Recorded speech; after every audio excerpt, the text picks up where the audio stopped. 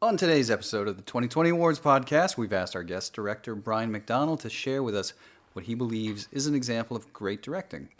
Brian asked us to take a look at Frank Capra's Christmas classic, It's a Wonderful Life. Yeah, so you still think killing yourself would make everyone feel happier, eh? Oh, I don't know. I guess you're right. I suppose it'd been better if I'd never been born at all. What'd you say? I said I wish I'd never been born. Oh, you mustn't say things like that. Wait a minute. That's an idea. What do you think? Yeah, that'll do it. It's a Wonderful Life was released in 1946. The film follows George Bailey, who dreams of escaping his hometown of Bedford Falls for greener pastures. Instead, life continues to deal him one bad hand after another, leaving George at home. George believes that the world would be a better place without him, and when he decides to end it all, an angel shows him what the world would have been like if he'd never been born. It's through this experience that George realizes what a wonderful life he's led. The film was directed by Frank Capra, and our guest today is Brian McDonald, who is a director in his own right. He's directed an award-winning short film. What was the name of that one, Brian? Whiteface? Whiteface. I think I might have worked on that. You might have. Brian has also written several books, including The Golden Theme and Invisible Ink, which are books on storytelling. So I thought this was a ploy to get me to watch it. Do you not like it? Though. Well, here's the story. I had gone 40-some-odd years without seeing this movie. And I was very proud of myself because it is literally on every channel every day for the month of December. Not anymore. Well, back when I was a young man. Yeah, when it was in the public domain. That's why it became so popular. Yeah, right. It wasn't popular when it came out. Yeah, but anyway, I had managed somehow to not ever see this movie, and it kind of drove Brian crazy, I think, a little bit. And then not just me. Wow. Your ex-wife. Yeah. Was a this few other people. Yeah. Yeah. But I remember a party where everybody sat around telling you. It was more of an intervention. It was kind of an intervention. Than a party. Yeah, it was. But then you gave me a copy for Christmas. That's right. And then I felt like... And then how many years did it take you to watch it after that? I think I watched it that year. Yeah, he did. Okay. I think I did. Yeah, what did you think? It was great. But like I wanted to be like the person who lived to be 100 and never saw It's a Wonderful Life. I thought that would be an achievement because it's not. Well, you have one. Why? It's not easy. You would have lost because you never saw It's a Wonderful Life. It's just not easy to do that. It's there are a lot of things that are not. You could grow your fingernails and call it a day. Like there are a lot of things that are hard to do. I know, but you know. I don't know. It was just like I felt like I'd gone so long. I think you picked the wrong battle on that one. Well, I don't know. That's what the intervention was like. Like, Yeah. what? Like, What? And then you got crap. tripped up. You said something, and everybody went, aha, you were lying about this. You go, why should I see this movie when there are so many great movies to see? And we're like, you know what? He doesn't believe that. It was all your credibility just went away. Yeah. Anyway, I watched it. It was good. Yeah. But Better so anyway, I or- thought this was maybe a ploy to just get me to watch it again because it is only the second time I've watched it. Oh, okay. Yeah, and I liked it even better this time. Well, you know what? One of the things about this movie, I've seen it a lot over the years. People who are trying to make movies, young filmmakers or even experienced filmmakers, think you have to cram a lot of stuff in your movie so that people can get more out of it in subsequent viewings, right? So it's like, oh, I like this movie because you don't catch everything the first time. But, you know, if you do a thing well and tell a story, a simple story, clearly and honestly, the emotions are honest, the motivations are honest, what happens is you can't step into the same river twice. You're older, you're different, that movie will change. You know more, you have more experience, that movie will change. It's a Wonderful Life gets better and better and better. The older and you better, get. The older you get, and the more you identify with George Bailey. The more disappointments you have in your life, the more like you're like, oh, I get this. I thought I got it. Yeah. I get it, you know? And so, the movie doesn't fundamentally change, and it's not a very complicated story. It's very well done, but it's not very complicated. Yeah. And It's a very simple story. Yeah. Yeah. Yeah. The funny thing is, my memory of it, I thought the suicide was right at the beginning. People say it's like it's about it's a over guy. an hour and a half in. Yeah. It's the third act of the movie. Yeah. But Yeah. right, yeah. It's the third act of the movie is when he gets a glimpse of what his life what life would be like without him. And that part goes fast. It goes really quickly, Yeah. but it's the way people describe the movie. But it's actually not a movie Not a about big- that. Yeah, it's kind of funny. Anyway, but yeah, really, I love that movie. I think it's a great movie, and I think his directing is completely underrated in that movie. Yeah. A lot of why it's good is the directing. The writing is brilliant. And Capra said he needed to write the story himself. I don't know how much he did, and then he brought in 2 other writers, Francis Goodrich and Albert Hackett or something. I mean, Capra, he had a reputation for taking credit for things, and I guess he gave an interview. He was talking about the Capra touch that he puts on things, the Capra touch. And one of his writers, I think it was Robert Riskin, but one of his writers got really mad when they read that interview. And they sent him a ream of blank paper and said, put the Capra touch on this.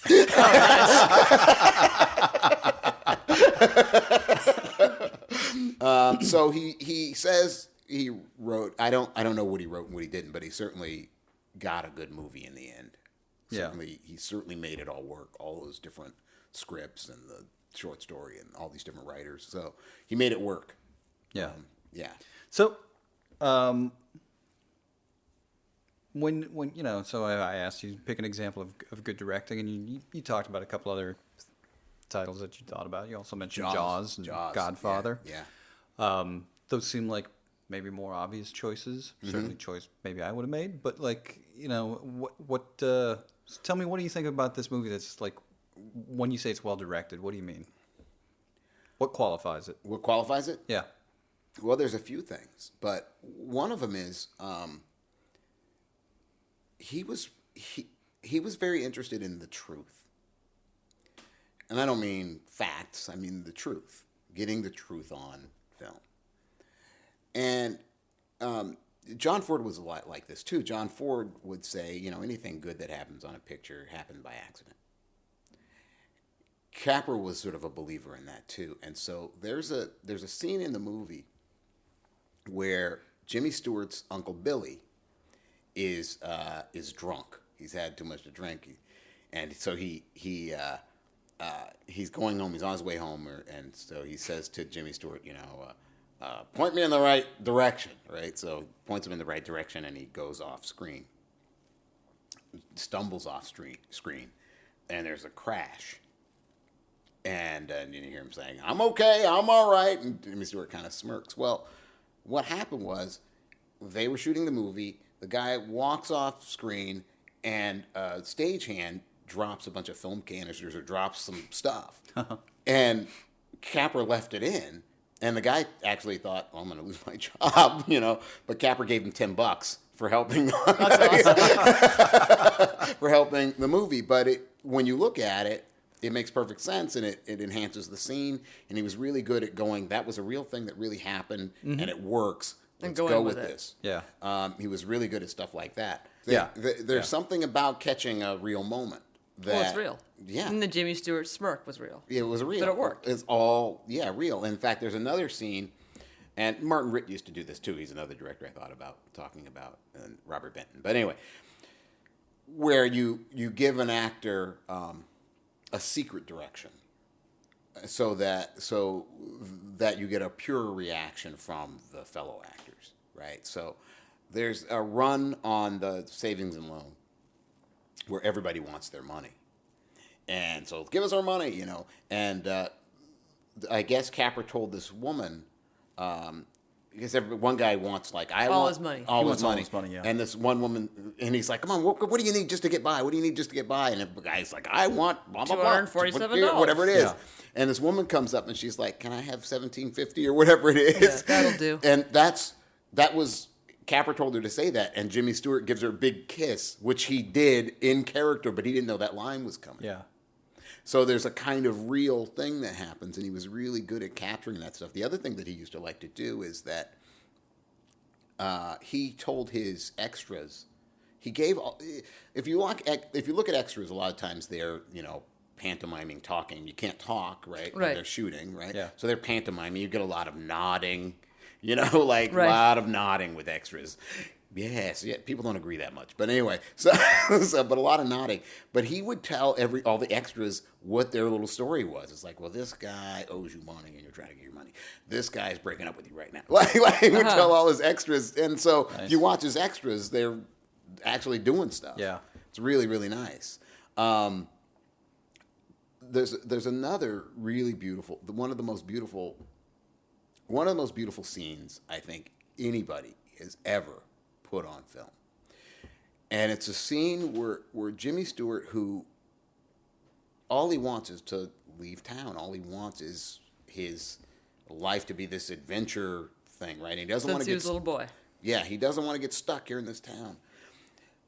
And he doesn't want to be in love with this woman because he's gonna get stuck in the town. But he ends up walking by her house and ended up at her house. And Jimmy Stewart, this is a scene where he essentially surrenders to loving this woman, essentially. Jimmy Stewart did not want to shoot this scene because it was the first movie that Jimmy Stewart had made after the war. Jimmy Stewart went through a lot. He was in some pretty serious... He didn't get special treatment because he's a movie star. He could have, but he was like, no, I'm going to, and he flew real dangerous missions, and he was really, so this is his first movie. He was a pilot, right? I don't think he was a pilot. He was on a bomber. He may have been a pilot, but he was on a bomber. Okay. I'm not sure what his job was on the bomber. He may have been a pilot. I'm not sure. Anyway, so he hadn't done a movie for all this time, and then all this and he's like, I'm rusty. I can't, do this scene. I'm rusty.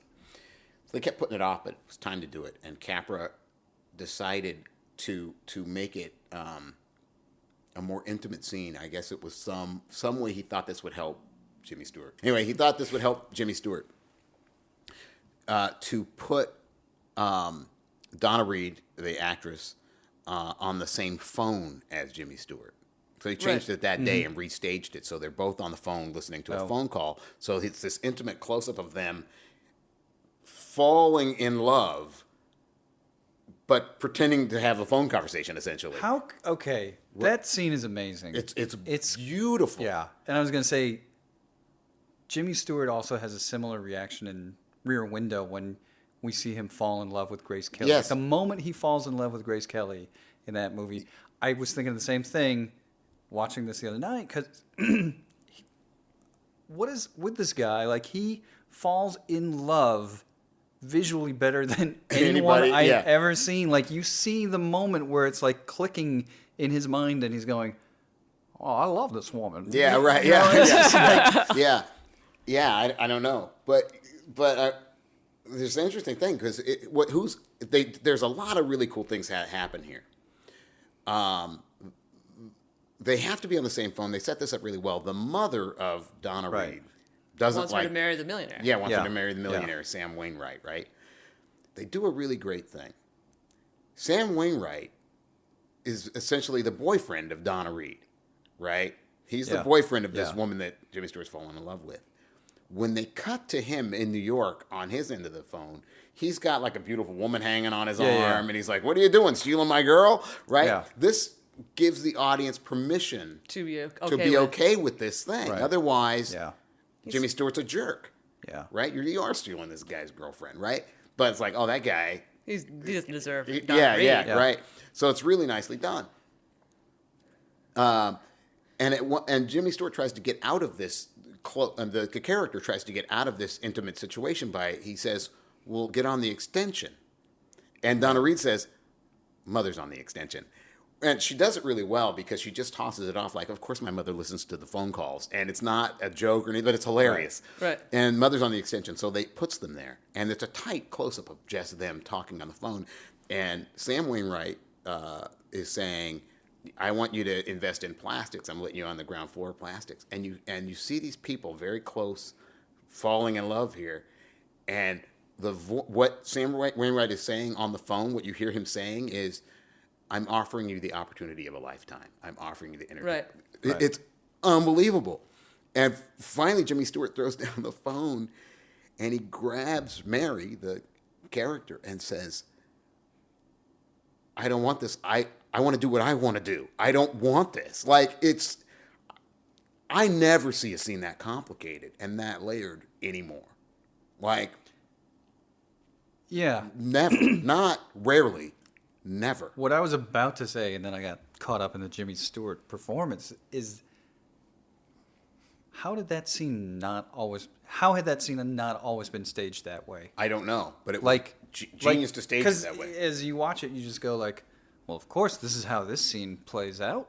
Yeah. There's like no other way for this scene to play Yeah, out. how was it originally supposed to I go? don't know how it was originally supposed to go, but that's the thing. When you do it right, it feels like there was no other way to do it. Yeah. You know, that's always Yeah. the way it is when you do something right. Yeah. Like, it was obvious, but it's not obvious when it's a blank piece of paper. Right. Right. Right. Right. It's that It's Capra touch. Whoa. And that's beautifully acted, very human, very conflicted, beautiful scene. And in fact, when it was done, the script supervisor said they dropped a page of dialogue. There's a whole missing page of dialogue. And Capra's like, Who cares? yeah, print this. Yeah. Right. Because again, he was about getting the truth. So he didn't, is like that, a real thing happened here. That dialogue is nothing compared to the real thing that we just got on. You didn't need it. You didn't need it. Like, what possibly could have been said that was of any importance? Nothing.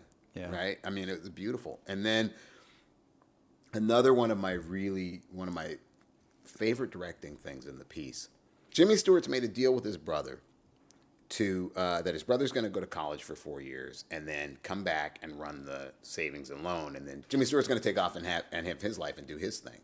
And when his brother gets back, his brother has a wife. He comes back with a wife. Right. And Jimmy Stewart, and he says, and the new wife says that the brother has been offered a job by her father, offered a job. Yeah. Which means, of course, he can't take over the thing, right? This is Jimmy Stewart's whole thing. And in fact, I should say, this is brilliant. Before this happened, before the train comes, they're at the train station, and George Bailey's talking to his uncle, and he says, you know what the three greatest sounds are, most beautiful sounds are? Train whistles, anchor chains, and I think a plane engines or something like that, right? Yeah. This is beautiful. So anyway, that happens. So because he's like, I can't wait to go. And then he gets back, and then the news from his brother basically says, oh, I'm stuck again. What happens is Jimmy Stewart says to the wife, is this a good job? No, before that. The brother goes, oh, I forgot my bag. So Jimmy Stewart's all by himself. The wife has gone off, and Jimmy Stewart's by himself. And you hold on Jimmy Stewart as his world is crumbling, and you hold on him. And he walks over towards the wife, and as he's walking over towards the wife, you see him making his peace with this. And by the time he reaches the wife, he's got a completely different expression. He's not this crestfallen guy, and he's like, so is this a good job that he's being offered? And he's made the decision that it's better for his brother to take this job. One of the most amazing things about the movie is that George Bailey's not stuck. I feel like I love this movie. I want to talk about this. So George Bailey, I think he's kind of such a martyr. He could have gotten out of these situations so many times. He just chooses not to. Right. He's never training anybody to take over the savings and loan. He never gets rid of drunk, stupid Uncle Billy. Right. He never, lays down the law with his brother. His brother could have spent the entire summer after his father died before college working at the savings and loan. Right. Well, in the beginning of the movie, it's Jimmy Stewart's in trouble. You don't know that, but what you hear is you see these houses, the exteriors of houses, and you hear people praying, please, help Daddy, and please this, and then somebody says, please help George Bailey. He never thinks about himself. That's why he's in trouble, which is exactly true. Right. Right. But his father George Bailey's father is the same way. You see, George Bailey's father doesn't think about himself. And in fact, one of the first times you see the grown-up George Bailey arguing with Potter, he says that my father never thought about himself. Mm-hmm. That's who he wants to be. And there's pictures of his father on the wall there, which is interesting because the villain, you know whose picture he has on his wall? His own. Right. It's a picture of himself. Jimmy Stewart has a picture of his father. Yeah. And he's trying to live up to this ideal of his father who never thought about himself. So every time Jimmy Stewart's character, George Bailey, never thinks about himself. That's why he's stuck. He's not stuck. He's just selfless. Yeah. I gotta say, Mary is the most patient woman ever. Well, that's part of her thing. Yeah. Yeah, that is part of her thing. There's something they do with Mary, too, that's really beautiful. One of the times that George gets stuck is when there's a run on the savings and loan, right? Yeah. And he's in the car. They're in the car. They're going on their honeymoon. I'm out of this town. Right. We're finally out of this town. And he shows the money. He has all this money. Like, we're going to, and he kind of flips through this big stack of money. Like, this is going to be the greatest thing. Well, it's like $8,000 or something. Yeah, something. And so they're going to go have this great time, and then they see there's something's going on at the bank, at the savings and loan or whatever.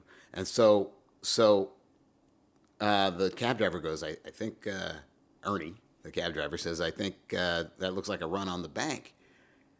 And Donna Reed, Mary, says to George Bailey, she goes, George, don't go. Don't, because she knows. She knows. She knows, right? She says, don't go. She knows who he is. Don't go, George. Don't go. And he finally gets out of the car eventually. It doesn't take too long, but he gets out and he goes, I'll be right back. Of course, he's not coming back. And he goes, he sees that the gates are closed to the place, and then everybody wants their money because of, there's a run on the bank and there's this panic. And they want their money. But Uncle Billy's already given the money to the bank examiner or something. So there's no money there.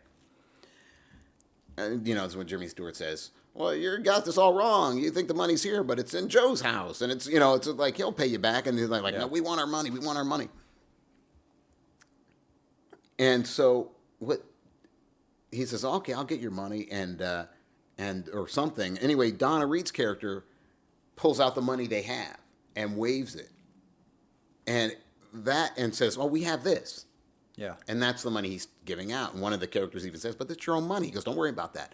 You'll pay me back. You'll pay me back.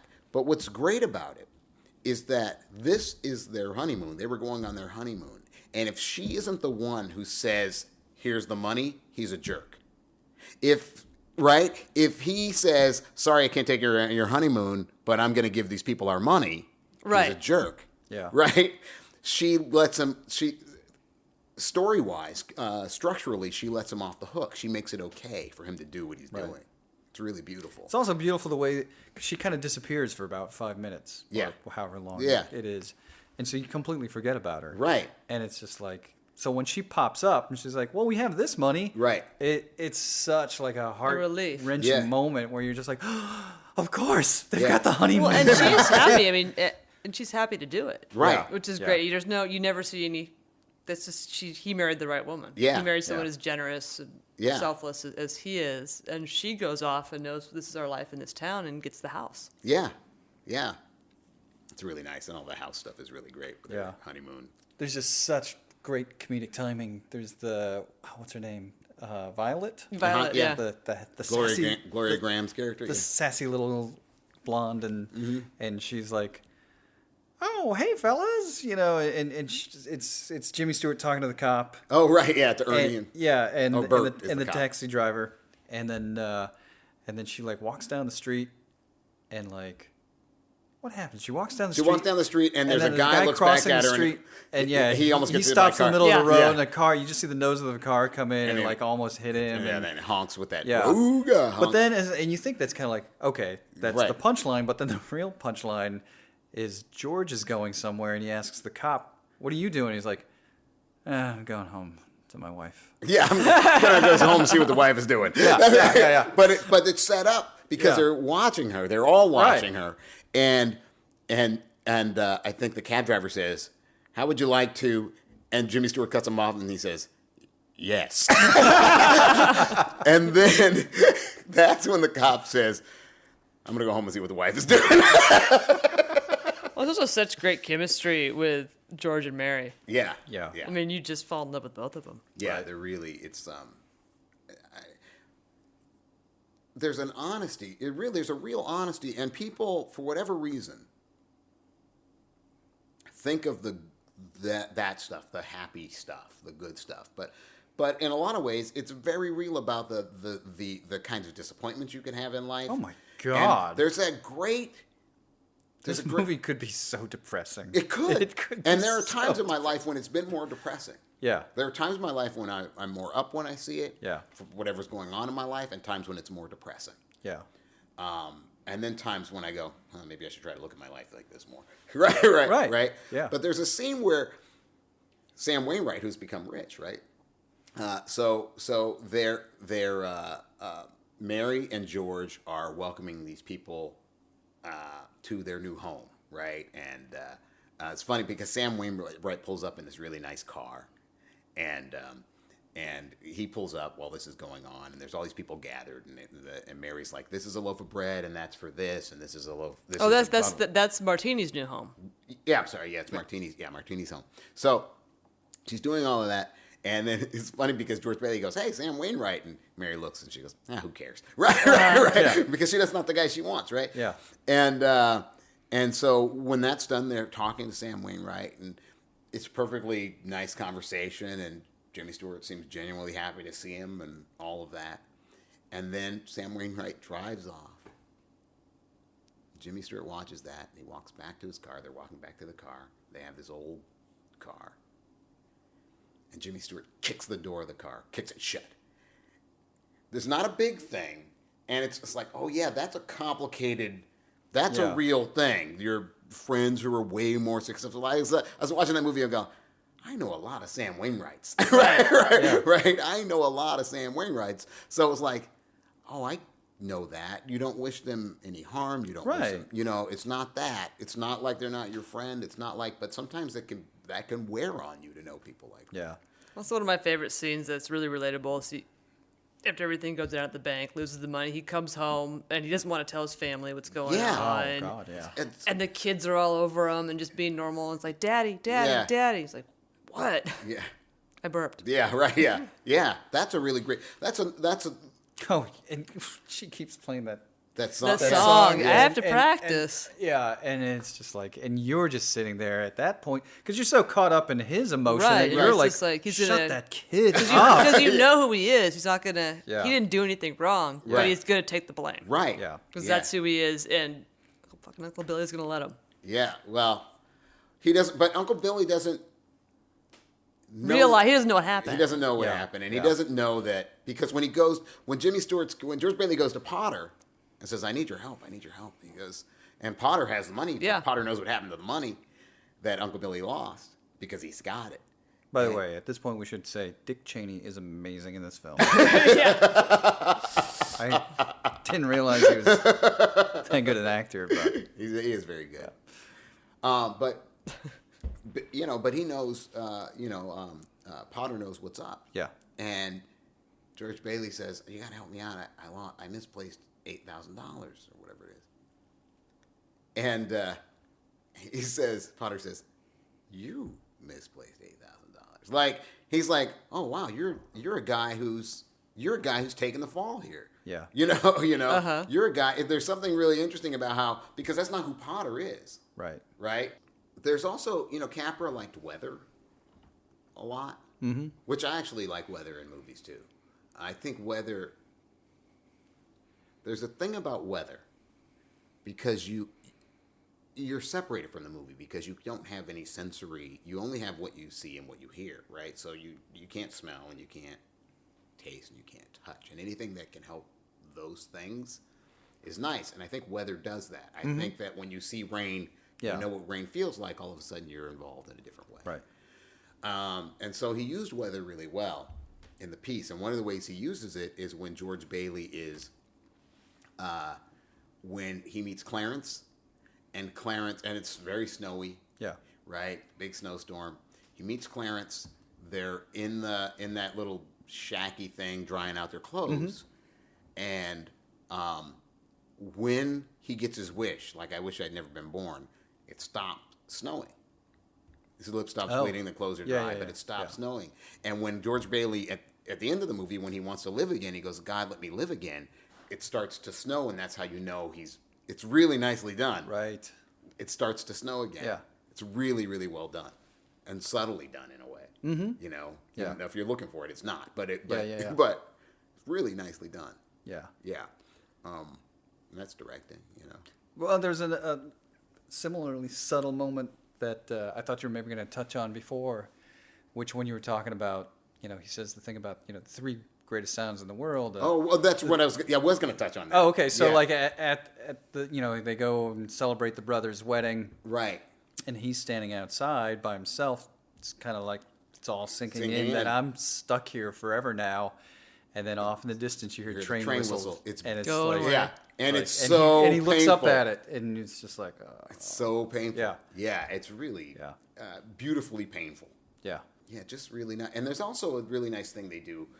When Uncle Billy, I think the way it's framed is you're looking at the porch, and Uncle Billy's like, which way do I go? That whole drunk thing where he stumbles off. Yeah. He stumbles off. And then George Bailey's mother comes out, and they have a conversation about Mary, which is really beautiful and touching, and the mother is really great. That actress is really good because when she's Mean Mom and the other thing I told about that woman too, it was like, whoa, she's really good. Yeah. She completely. Yeah. Yeah. I believe she was both people for real. Like, I don't know who she was, but I believed she was very sweet in that scene with her. And she was saying, you know, Mary lights up like a firefly when you're around. She doesn't love seeing you around, right? She loves you, blah, blah, blah. You should go over and see her. And he says, well, you point me in the right direction. And so she points him, and he goes off. And then he comes back and goes the other way. Right. And you see that he's not, this is not what he wants. Like, he's torn between, should I go there? Yeah. No, I'm not. And that's the way you see that he's not going there. In the first place he ends up is with Violet, right? Yeah. And let's go and let's do this crazy thing and this stuff that Violet's like, what are you, crazy? Nuts. Right. It's stuff Mary would have been cool with, but Violet was not into it. Like, let's go to the park and take off our shoes and hang out. And she's like, what? What are you talking about? Yeah. Really, really nice. And then he ends up pacing in front of Mary's house. Yeah, ends up. Yeah, it's unbelievably well directed. It really is. Yeah, and it is. It's one of those things where it's like I think it's not obvious. You know, it's not until you watch it a second or third time that you really appreciate what's happening in the movie. Yeah, you know. Oh, and I wanted to talk. We talked we almost talked about it, which is his suicide. Yeah. Attempt. For whatever reason, Capra has this reputation, in a lot of ways very similar to Spielberg's reputation, for this feel-good thing, this idea that nothing ever bad happens in their, nothing bad happens in their movies. But the truth is, George Bailey's suicide and his sort of fall there, where he gets closer and closer to this suicide, is slow and relentless and real in a way that, first this stuff happens at home and it's slow. It starts off slow. He doesn't want anybody to know what's going on. He's trying to keep it to himself, and then he blows up and then he feels bad and then he goes to that bar. Well, he has that line where he goes, he's got the insurance policy. Right, yes, and he says, he goes, I'm worth more dead than I am alive. Yeah, right, yeah. But then he also prays. If you remember, he's praying, but he's yelled at this guy's wife on the phone. Right. The school teacher. Right? Yeah. And so he's in the bar and he's praying. He's like, look, God, I'm not a praying man, this or that, but you got to get me out of this. And then somebody says who he is, like, oh, George Bailey. He's like, oh, George Bailey. And then the guy who, like, don't talk to my wife that way, boom, and he hits him in the mouth. Well, it's funny, though. For me, because I forgot how it played out, because I hadn't seen it in a while, and he goes, George Bailey. I was like, oh, this is the moment where they all recognize him as, like, the great George Bailey, who's done so much to save the community, instead it's 180 degrees of that. Right. It's the guy just, like, lays him out. Guy punches him in the mouth, and then George Bailey says, that's what you get for praying. That, oh, right. Right. Yeah. That's what you get for praying. There's this real. He's really defeated. It couldn't be more real. It couldn't be more visceral, and it couldn't be more human. And Capra does not get any credit, and neither does Spielberg often, for being as dark as they are light. That the reason the light works is because they go dark. Right? So that there's very dark things in Schindler's List that people seem to forget and just remember the, I'm going to put it in quotes, happy ending. But there's some dark, dark, dark things in there. And Capra does the same thing. Very dark. That's a very real, that person breaking down like that is very real. It takes a long time. From the time Uncle Billy, it's slow. From the time Uncle Billy loses that money, which it's like, at first it's like, okay, well, let's retrace your steps. It's a slow. Hopeful. Yeah, hopeful. It's a long sequence. Yeah. Like, it was painfully long. Yeah. Not in like, a bad way, but. No, Yeah, like, but- I was just like, oh, God, just get this over with. yeah. I want him to go Money. through. Yeah. Stop taking this on yourself. Yeah. Yeah. How are you going to get out of this? Yeah. Yeah. It's brilliant. It's brilliant. It's brilliant writing. It's brilliant acting, and the directing that he never seems to get credit for is unbelievable. It's the top of his game. It's a guy at the top of his game. I mean, Well, it's interesting too. I think that sort of like, ooh, it's lighthearted, but it's like, yeah, it has a very uplifting, very positive message, which is, the things that are important to you in life have no dollar value. Right, sure. There are things like your friends and your family. Right. I just had a big birthday this year. I'm 21 now. I can drink. And it's like, that is really like what I took, because like I get to a point in my life and you're like, well, shit, what is important? Like, what do I enjoy? And it is. It's friends and family and stuff like that. And I don't think that's a schmaltzy. No, it goes back to what you're saying about the truth. Yeah. It's like, no, that's real. That's a real thing. Yeah. And it's easy, and especially I'm as guilty of it as anybody, being a cynical guy, sitting back and be like, whatever. Every time a bell rings, an angel gets its wings. But it's like, forget that crap. Yeah. All that other stuff that's in It's the movie real. is like, Well, also, it seems lighthearted because the audience sees the good moment, mostly good moments in his life. You see the disappointments, Right. but it's fun because Right. he's got a good life. Right. He's got this great Yeah. wife, Yeah. adorable kids, all these friends. He helps people. Yeah. But it does suck to live in a crappy house, and it does suck. Yeah. I mean, you can be either person. You can be the person Yeah. who goes, "I live in a crappy house. I haven't gotten to go anywhere." Right. My car's not as good as the other. Yeah. Yeah. My And car's look, not good enough for you. Yeah. Says his kid. Pottersville does look more fun than Bedford Falls. Potterville seemed like very it'd be fun to Afrocentric go film. for a weekend, but you wouldn't want to live there. Right. Yeah, right. It's like when I graduate from college, I'll go to Potterville. Yeah. Junior Vegas. Yeah. It's Yeah. Reno. Yeah, it's Reno. It's crappier Reno. Great choice. Thanks for bringing it up. Sure. Thanks for making me watch it. Oh yeah. Yeah, it just gets better with Yeah. age. It really Yeah. does. It really just gets better and better. And if you are that rare, weird person who is trying to break the record and hasn't seen this movie yet, Don't be a put down the teabag. torch and go see it. And we're going to try and get this out on Christmas Day. So happy holidays to all our listeners. And Brian, if people want to follow you, where can they check you out? Well, they can go to the Invisible Ink blog, or they can follow me on Twitter at BMacD, which is BEEMACDEE. You got it right this time. Excellent. If you're a movie lover and would like to support us, you can subscribe to the 2020 Film Club. Your annual subscription gets you into 10 of our monthly for your consideration screenings here in Seattle, plus a ticket to our annual ceremony in February. Over $100 value for only $40. And until next time, remember, it's never too late to start thinking about the past.